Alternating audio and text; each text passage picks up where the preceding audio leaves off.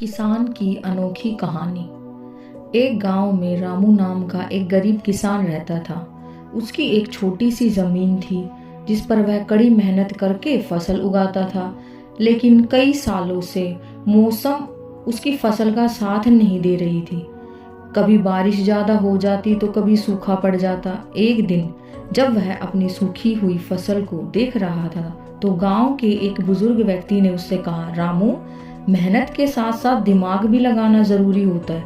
अगर प्रकृति तुम्हारा साथ नहीं दे रही तो तुम्हें अपनी सोच बदलनी होगी। रामू इस बात पर सोचने लगा। कुछ दिनों बाद उसे एक आइडिया आया।